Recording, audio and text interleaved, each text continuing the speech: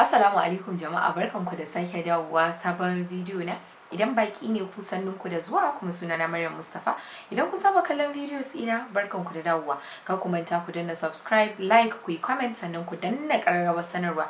Hakan zai ba ku damar samun videos ina da zaran na dora. Sannan kada ku manta ku shiga link ɗin da yake cikin description don joining in Telegram group ina wanda yake kyauta. Za ku koyi abubuwa sannan kuma za a dinga amsa muku tambayoyinku. Don haka mu shiga cikin wannan video inda zan ansa muku wasu daga cikin tambayoyinku. Kuna da yawa wanda kuke min tambayoyi. Mutane suna min tambayoyi kala-kala, so a wannan video insha Allahu zan ansa muku wasu daga cikin tambayoyinku. In ya so raguwar kuma ma karasa a Telegram group. Don haka mu shiga cikin wannan video. Ban yi min tambayoyi, kuna tambaya ta a wani gari kike. Ina zaune a garin Kano ne, Najeriya. Sannan kuma kuna yawan tambaya ta ku ce wace unguwa kike. Ina Zoo Road, Alhamsat Tower, opposite ShopRite inda ake shiga da mota Zoo Road. Like inda a Kano kike, kin san ina ne ShopRite. So inda ake shiga ShopRite da mota Alhamsat Tower, a nan studio ina yake. So kina sai da kayan kwalliya? Eh, ina siyar da kayan kwalliya. Shine questions din da kuke yawan tambaya ta. Kina sai da kayan kwalliya? Zaki sai da kayan kwalliya? Zaki wa? Yes. Ina siyar da kayan kwalliya. Sannan kuna yawan tambaya ta kina yin class? Kina koya kwalliya? Eh, ina koya kwalliya. Akwai na sati 2, akwai na sati 4, sannan kuma akwai na sati 6. Sannan kuna yawan tambaya ta kina koya kwalliya? Eh, ina koya kwalliya. Akwai na sati 2 wanda yake 25,000, akwai na sati 4 wanda yake 35,000, akwai na sati 6 wanda yake 50,000 a kudin Najeriya kenan. Idan ba a Najeriya kuke ba, za ku iya converting sai ku ga prices din. That is for practical class kenan, wanda ina yi kina gani, zaki so da model a ki koya, bayan na yi miki ki koya a fuskata. Sannan ina yin online class ta Telegram ko WhatsApp, but yanzu I'm more of Telegram gaskiya, wanda sati daya naira 10,000 ne. So tambaya ta gaba kuma ita ce kina yin class din dauri kadai kuma nawa? Kuna yawan tambaya ta ko ina yin class din dauri kadai. Ni ba irin class din da bana yi. So far it is related to skincare, yanda zaki gyara fatar ki, yanda zaki kwalliya, yanda zaki daurin dan kwali, yanda zaki saka kaya, ni like anything fashion, lifestyle, beauty duka na koyarwa. So kina yin classes din dauri kadai kuma nawa? Eh, ina class din dauri kadai wanda sati daya naira 8,000 ne. So ya foundation yake zama idan fata na da matsala. Most of you ba kwa yin wannan, da yawa daga cikin ku ba kwa yin abin da ake ce ma skin prep. Skin prep wani abu ne da ake yi kafin a dora foundation, wato yanda zaki gudanar da fatarki kafin ki dora foundation. Zan bar link din a nan sama, sai ku yi clicking yanda zaki yi wa fatarki kafin ki dora mata foundation. Ya danganta dry skin ne da ke, oily skin ne da ke, ko combination skin ne da ke. Akwai videos da zan yi nan gaba insha Allahu wanda suke related to wannan da abubuwan da zaki amfani da su. So tambaya ta gaba ta je a ya za a yi na koyi kwalliya online. To kafin da ki koyi kwalliya online, zaki min magana, wanda a duk ƙarshen video ina saka phone number ɗita. Zaki min magana ta WhatsApp ko ki kira ni, sannan ki biya.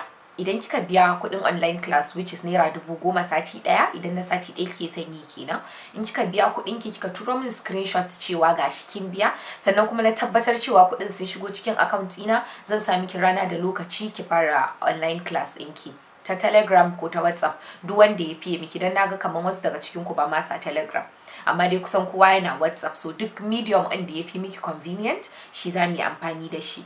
Sannan nawa kike koyar da kwalliya? It's like a repetition. Ya danganta da sati nawa zaki yi, yawan dadewar da zaki, yawan kudinki. Sati 2 25,000, sati 4 35,000, sati 6 50,000 a kudin Najeriya. So tambaya ta gaba ita ce ya za a yi na samu number wayarki. Kuna yawan yi min wannan tambaya, sai in ga kamar ba kwa tsaya ku kalli videos ina daga farko har karshe, don wasu daga cikin tambayoyinku da kuna tsayawa kuna ganin videos ina daga farko har karshe, ba za ku dinga min irin wa'annan tambayoyin ba. ina saka number wayata a ƙarshen kowane video da nayi, sannan kuma da sauran handles ina na social media, Twitter, Instagram. Bana Facebook gaskiya, I'm not active on Facebook, so gaskiya ban cika yin Facebook ba, amma WhatsApp ina sa phone number na, za ku iya kira na da ita, sannan kuma za ku iya magana ta WhatsApp.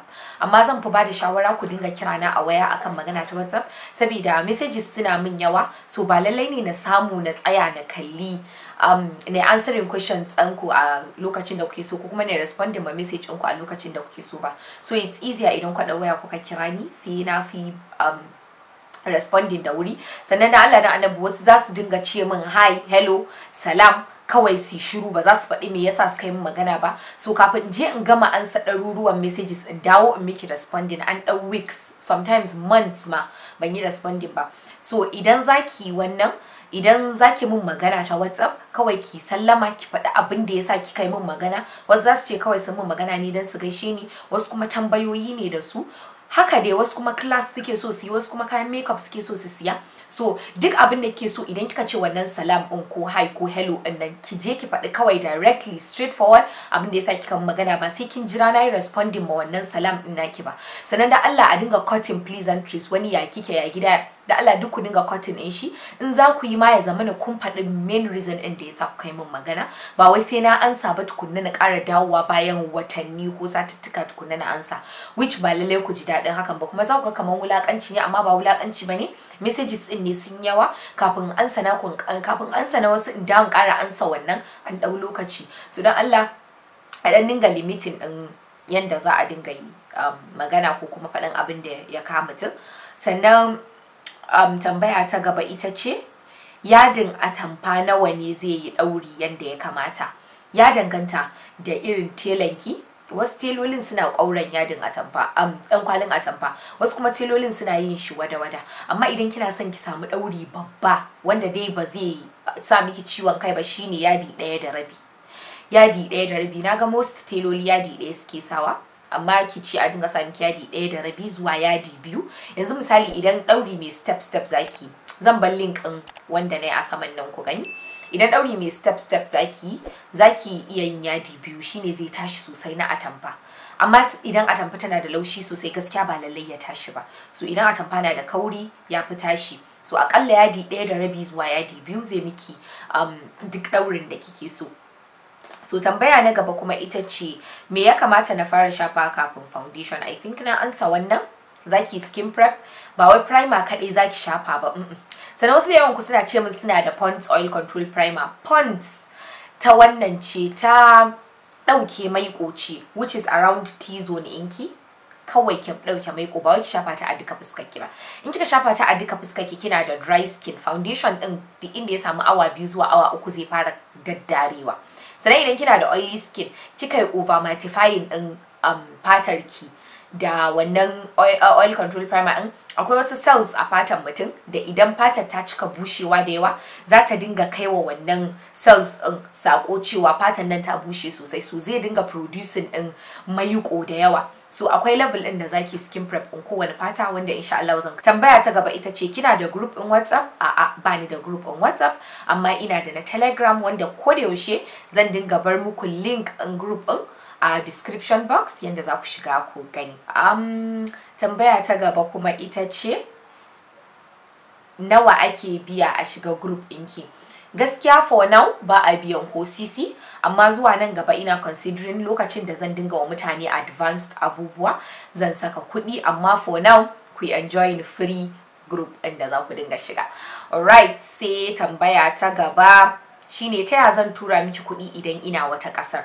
'Yan Nijar kuna yawan yi min wannan tambayar, mostly ma 'yan Nijar ma sun fi min wannan tambayar, ta ya za su tura kuɗi idan za su sai kaya, ta ya za su tura kuɗi idan za su yi class.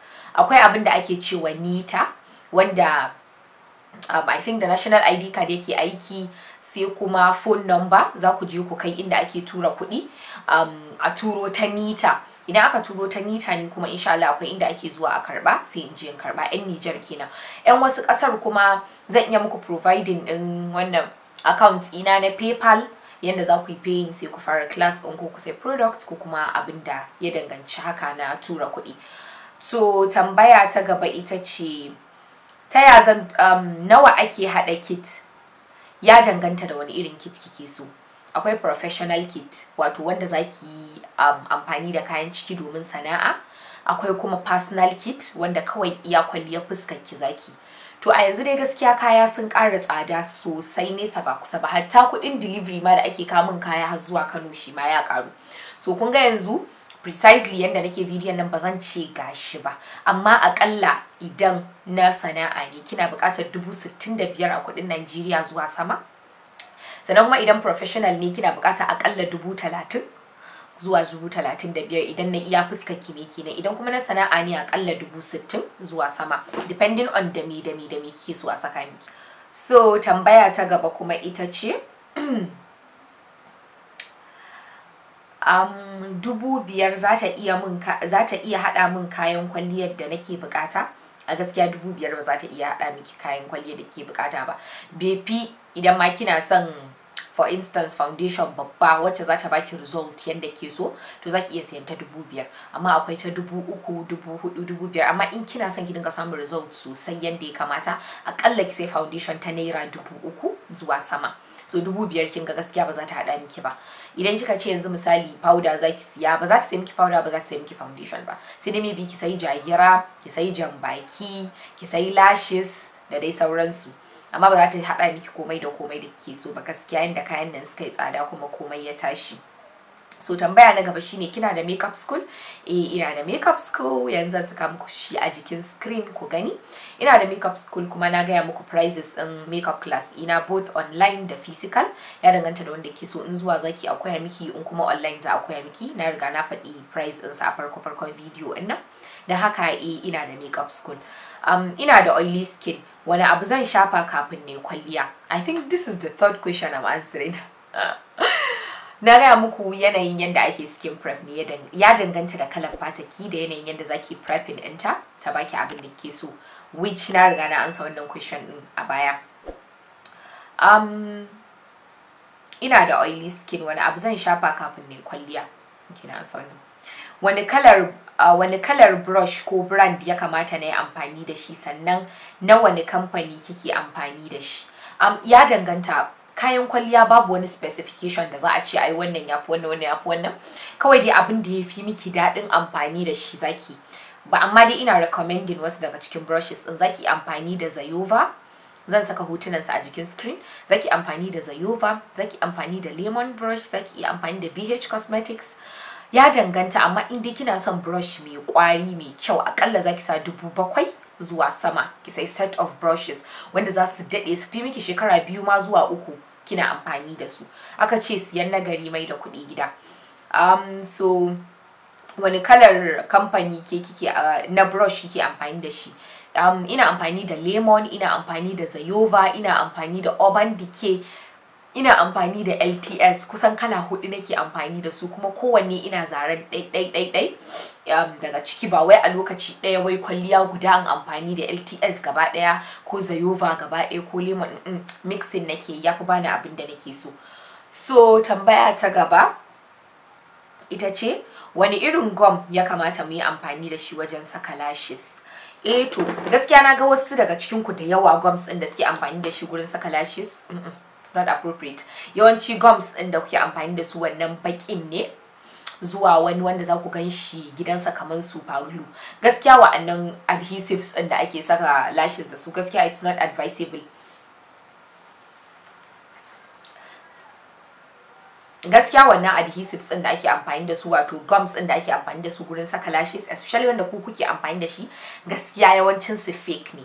Na haka ku sa kuɗi sosai ku sai ku sai lash glue wanda ba zai makantar da ku ba. Wannan hair bond din gaskiya gashi ake sakawa da shi, irin attachment haka, ba wai lashes ba, kuma yana makantarwa gaskiya to some extent. Da wannan wanda gidan shi zaku ga kamar super glue.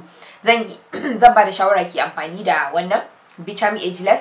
Zaki ga cikin sa fari ne gum in ba baki ba. So I will strongly advise ki amfani da wannan, ki amfani da wanda zaki gan shi fari ne haka ba baki ba. So za wannan na Bicham Ageless ne, akwai na Albufe, ga su nan dai kala-kala duk brand din da ke so, amma ki tabbatar cewa fari ne kamar haka ba baki ba. To jama'a yanzu ne muka zo ƙarshen wannan tutorial inda na ansa wasu daga cikin tambayoyinku da nake samu a comment section na babba ku ansoshin su. I think questions 20 kenan na ansa. Don haka idan kuna neman ƙarin bayani ku join in Telegram group ina wanda zan sa link din a ƙasar description yanda zan ci gaba da ansa muku tambayoyinku, yanda za ku sai kayan kwalliya cikin sauki ku zo kuma ku koyi kwalliya cikin sauki. Don haka masu amfani da videos ina a kiyaye. Idan za ku yi amfani da videos ina a Instagram ko TikTok ya kamata ku saka link din channel din nan, sannan kuma ku saka Instagram handle ina da sauran social media handles ina, sannan ku that is mentioning kenan ku bani credit. Idan kuma za ku yi amfani da shi ne gurin yin online class a WhatsApp kuna tura kuna karban kuɗin mutane, gaskiya ban yadda ba. Bana wannan, bana sai dai in ni ko videos ina na WhatsApp bana cira ne online class da su, wasu videos daban nake yi ne online class da su. Da haka duk wacce na kama tana tura videos ina online tana WhatsApp class zan ci ta tara mai yawa. Sannan duk wanda ya repost videos ina a other social media handles kamar TikTok da Instagram basu bani credit ba, su ma zan ci su tara mai yawa. Don haka a kiyaye, mu haɗu a video na gaba.